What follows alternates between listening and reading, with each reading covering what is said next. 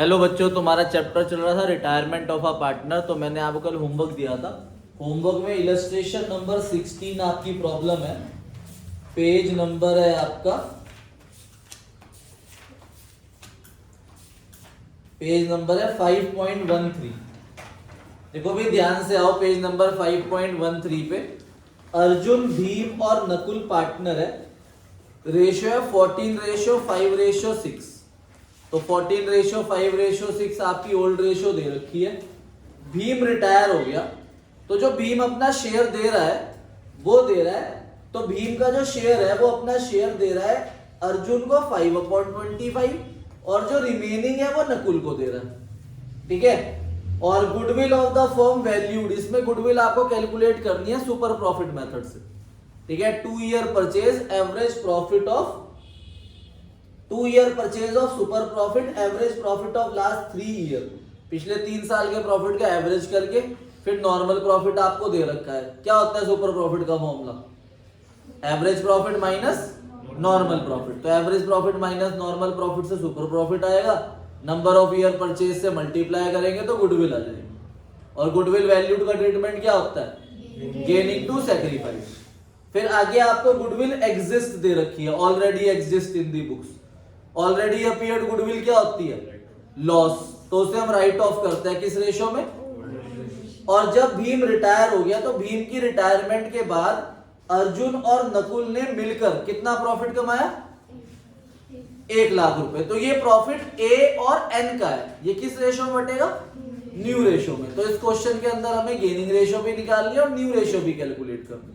तो ध्यान से देखो भाई, 3 पार्टनर है ए, बी और एन। 14:5:6 इनकी ओल्ड रेशो है। अब जो बी है वो रिटायर हो रहा है, तो बी का जो शेयर है वो 5/25 है। ठीक है। वो 5/25 शेयर जो है इन दोनों को दे रहा है। ए को दे रहा है अपने शेयर का 5/25। तो बताओ एन को कितना दे रहा होगा? अगर ए को वो 5/25 दे रहा है तो एन को कितना दे रहा होगा? 20/25। ठीक है। 20/25 दे रहा है वो एन को। तो अब इसे मल्टीप्लाई करेंगे, 5/25 को इन दोनों से मल्टीप्लाई करेंगे।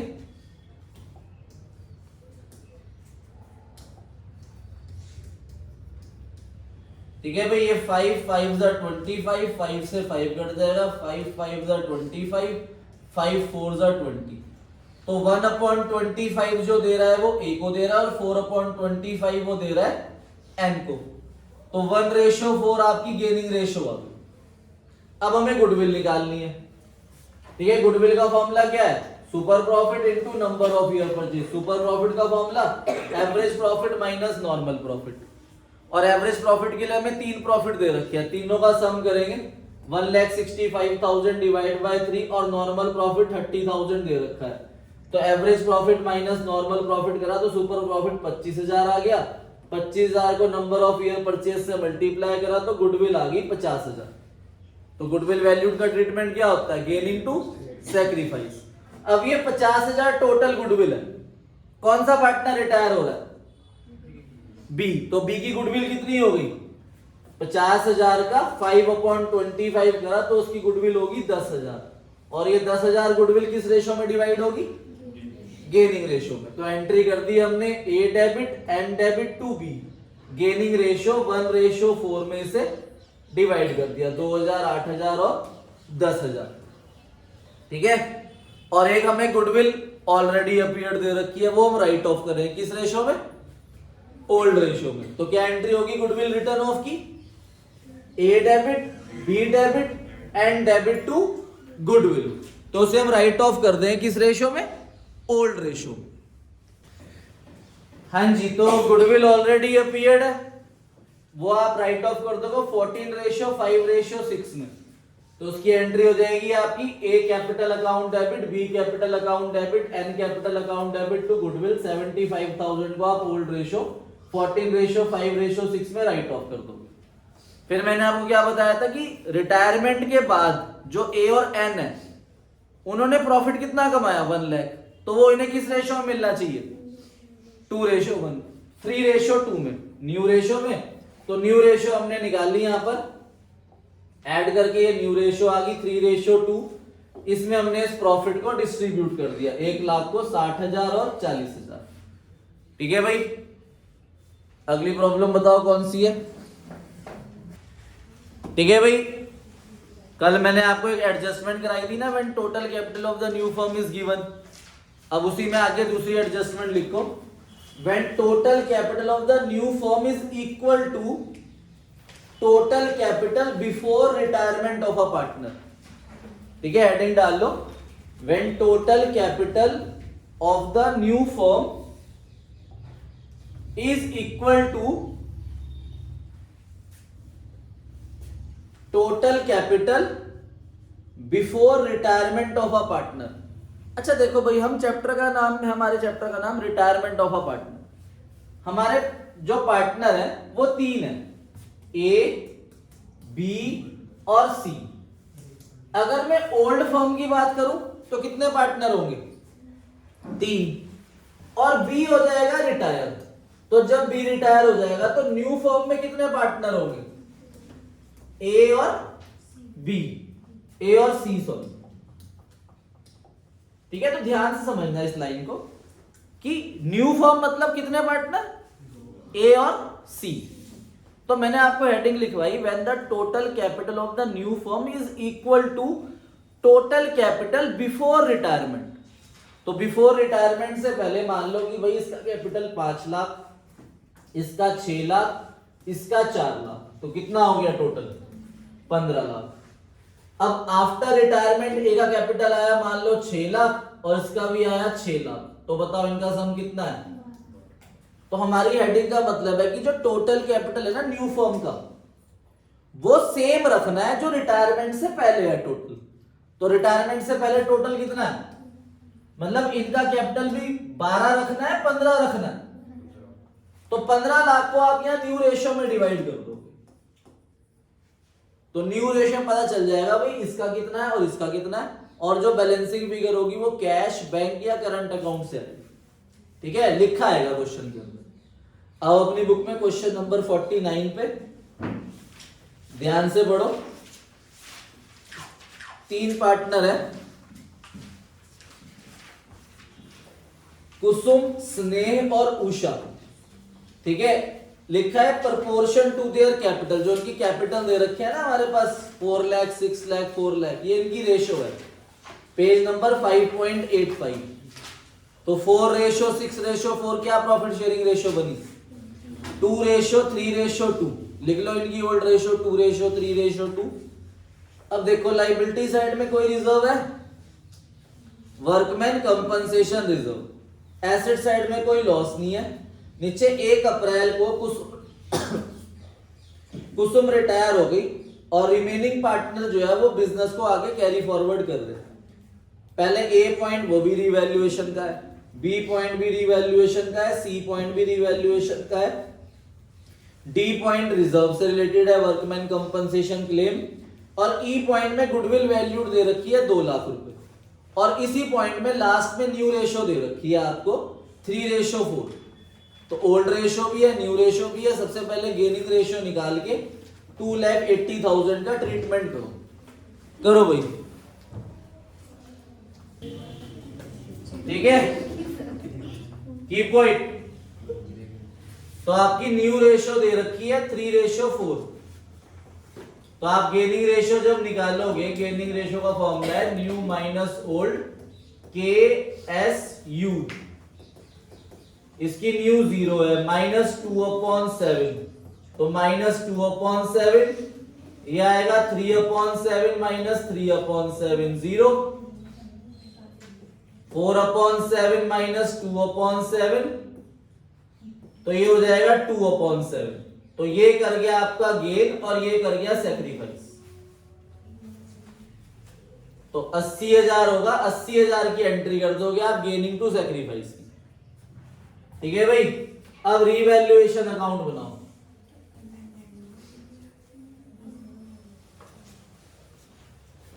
ठीक है, रीवैल्यूएशन अकाउंट बनाओ।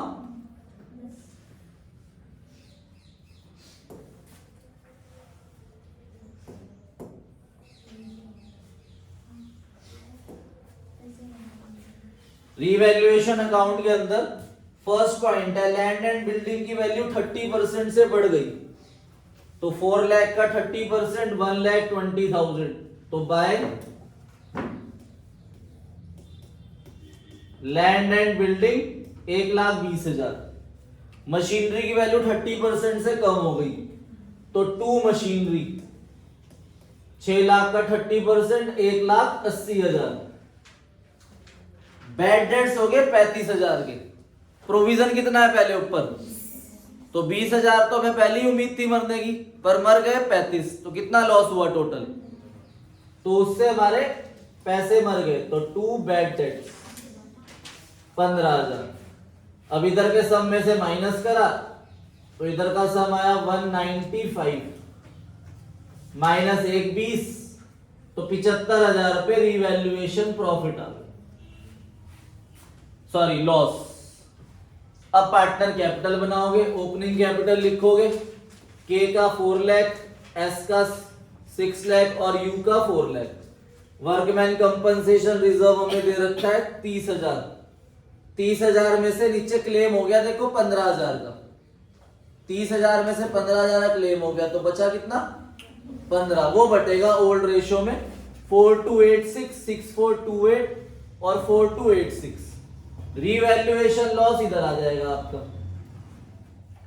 2 रीवैल्यूएशन लॉस 21,428, 32144, इधर भी 21,428।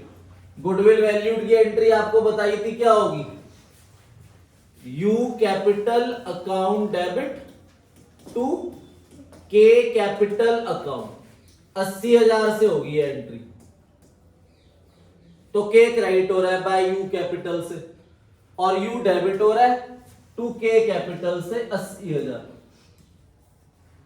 अब जो पार्टनर रिटायर हुआ उसके देखो लास्ट पॉइंट क्या कह रहा है, पढ़ना एक बार लास्ट पॉइंट। कह रहे amount due to Kusum be settled by paying 1 lakh in cash, कि के को आपने 1 लाख रुपीस तो पैसा दे दिया। यहां पर मैंने 2 बैंक इसलिए लिखा क्योंकि ऊपर बैलेंस शीट में बैंक दे रखा है, ठीक है। 1 लाख रुपए हमने उसे दे दिया और जो बैलेंस बचा वो हम उसके लोन में ट्रांसफर करेंगे, तो बैलेंस आपके पास बचा 362,857, 362,856 बचेगा। वो पॉइंट का थोड़ा सा फर्क है इसलिए बुक में 7 आ रहा है, हमने यहाँ 6 लिख दिया। और इनकी बैलेंसिंग फिगर हमने इधर का सम करके माइनस करके ये निकाल लिया, 574,284, 302858 और 57 इधर का सम करके हमारे कैरेट डाउन आ गए। अब एक बार स्टॉप राइटिंग, एक बार पॉइंट नंबर एफ पढ़ो ध्यान से, जो क्या लिखा है एफ पॉइंट। कह रहे capital of the new firm in total will be same as before the retirement of Kusum. तो कुसुम की रिटायरमेंट से पहले बताओ ऊपर टोटल कैपिटल कितना है बैलेंस शीट में, 14 लाख। कह रहे जो कैरेट डाउन आया ना आपके 5 लाख और 3 लाख, ये नहीं रखना, क्या रखना है इनका सम 14 लाख रखना है, वो भी किस रेशो में। तो बुक वाले क्या करते हैं, देखो मैं जब आपको आज इलस्ट्रेशन होमवर्क में दूंगा तो बुक वाले क्या करते हैं, इसे यहां से रब कर देते हैं और यहीं पर ही 14 लाख को न्यू रेशो में 3:4 में डिवाइड करके 6 लाख और 7 लाख, 6 लाख और 8 लाख यहां रख देंगे और यहीं पर ऊपर बैलेंसिंग फिगर निकाल देंगे।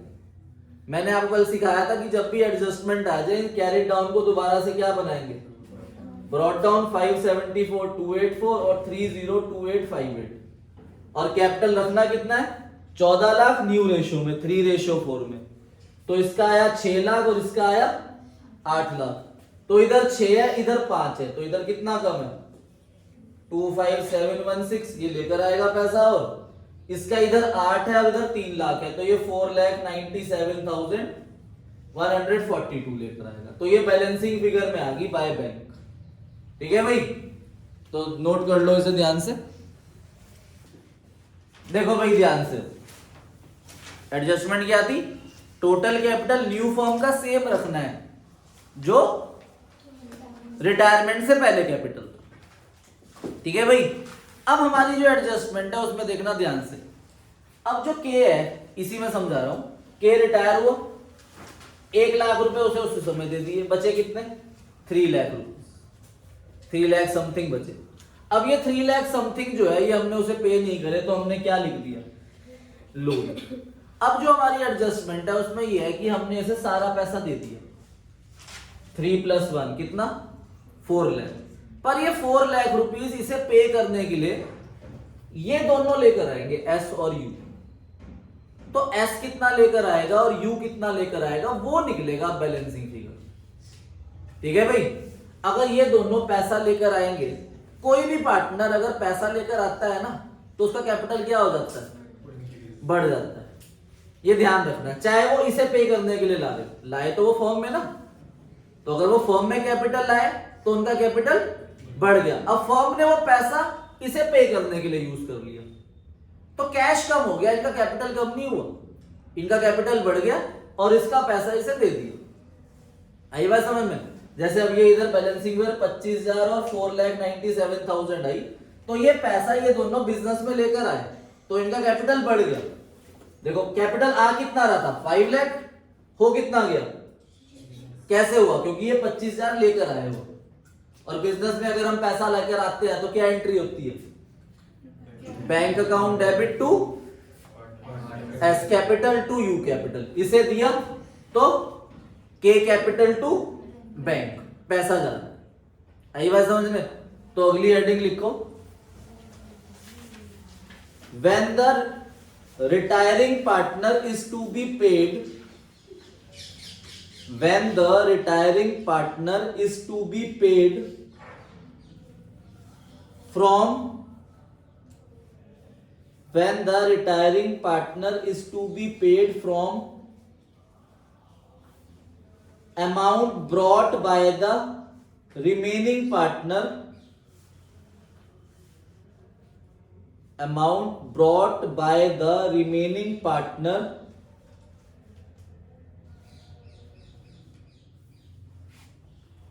in a manner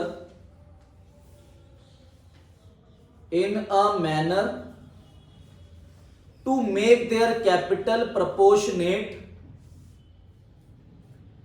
to make their capital proportionate to new profit sharing ratio। मतलब जो भी कैपिटल आएगा टोटल वो न्यू रेशियो में रखना है बस, proportionate to new profit sharing ratio. ठीक है भाई, बहुत ही सिंपल क्वेश्चन है। एक बार आया भाई रिटायरमेंट का एडजस्टमेंट का क्वेश्चन है। देखो एक बार आया था आपका, एक बार आया था 2015 में, एक बार 2012 में आया था, एक बार 2019 में आया था। ठीक है, तो रेगुलर नहीं आ रखा। ठीक है भाई, 2019 में आया था और एक 2012 में आया, 2015 तो सीबीएसई सैंपल पेपर में है, वो बोर्ड एग्जाम में नहीं। तो इसलिए रिटायरमेंट का जो एडजस्टमेंट वाला क्वेश्चन है वो बहुत कम आता है, 3 मार्क्स में आने की चांसेस बहुत ज्यादा है। 3 मार्क्स वाले क्वेश्चन करेंगे हम कल से। आओ भाई क्वेश्चन नंबर 51 पे, बहुत ही सिंपल है। फिलहाल तो old ratio, new ratio, gaining ratio निकालिए, गुडविल वैल्यूड की एंट्री करो, इतना करो आप लोग। XYZ पार्टनर है, रेशियो है 5:3:2। लिख लो ओल्ड रेशियो, 5:3:2 आपको ओल्ड रेशियो दे रखी है। लाइबिलिटी साइड में हमारे पास एक रिजर्व है, वर्कमैन कंपनसेशन रिजर्व, और एसेट साइड में कोई लॉस नहीं है। अब नीचे वाई रिटायर हो गया, तो जब वाई रिटायर हुआ तो पहले पॉइंट में गुडविल वैल्यू दे रखी है 1,12,500 और न्यू रेशियो भी दे रखी है 3:2। ओल्ड रेशियो है 5:3:2, ठीक है, और वाई रिटायर हो गया तो न्यू रेशियो 3:2 है। तो अपने आप गेनिंग रेशियो निकालो और गुडविल वैल्यू से मल्टीप्लाई करके गेनिंग टू सैक्रिफाइस की एंट्री करो।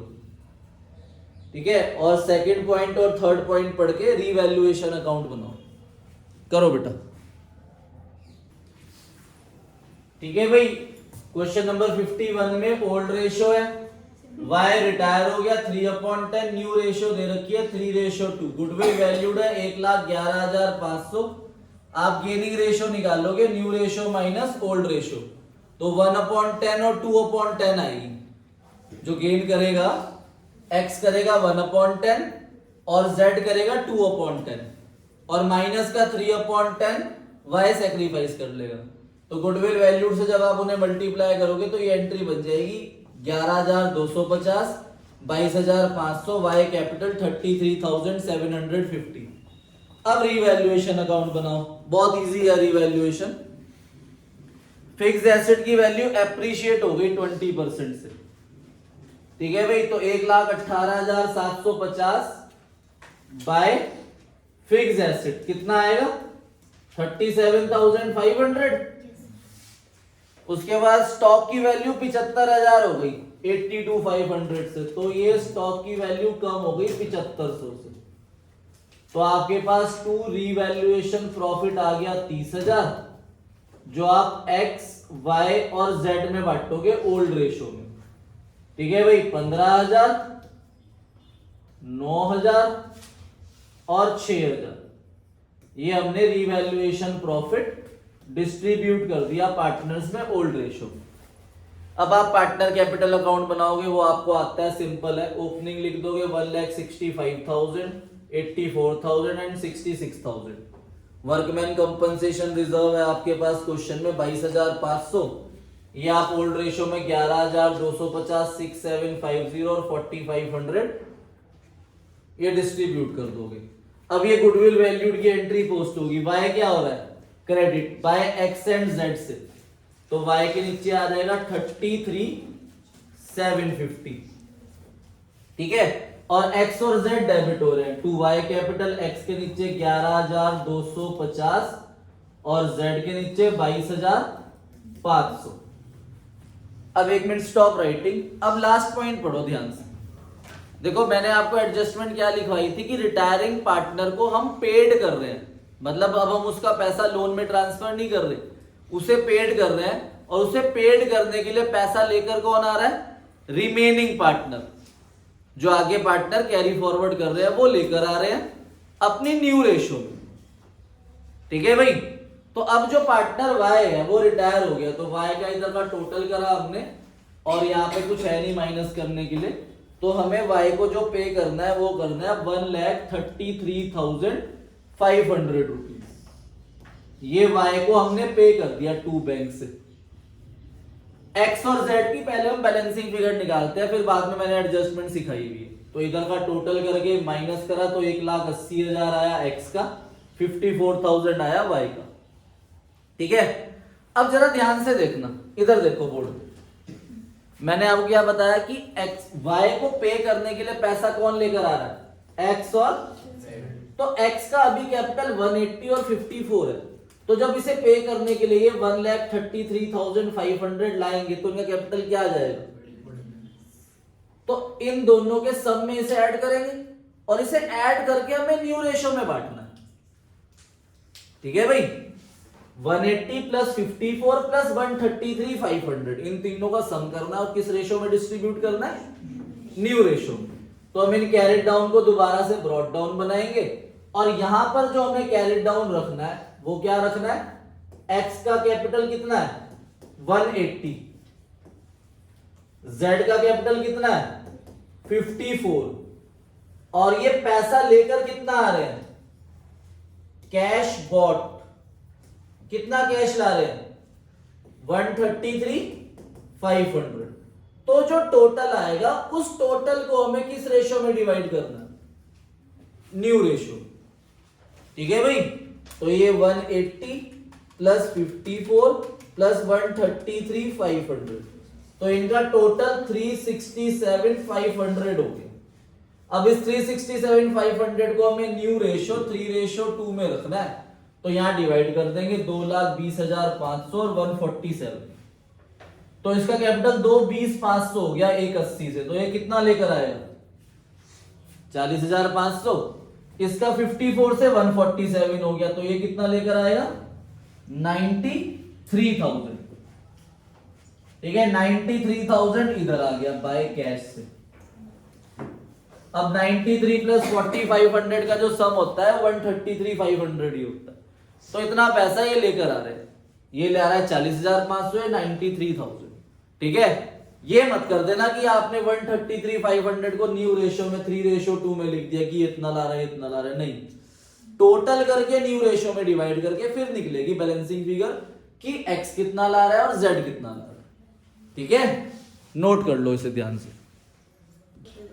ठीक है भाई, तो ये एडजस्टमेंट है। होमवर्क लिखो आप, आपका बुक का होमवर्क है क्वेश्चन नंबर 46, क्वेश्चन 48 और क्वेश्चन 50। ठीक है, और सैंपल पेपर का लिखो। देखो ये होमवर्क आपका चाहिए मुझे कल। पेज नंबर 124 पे है क्वेश्चन 17, पेज नंबर 121 पे है क्वेश्चन नंबर 7, पेज 118 पे है क्वेश्चन 30, पेज 117 पे है question number 29 and page number 112 पे है क्वेश्चन 18, पेज 110 पे है क्वेश्चन 11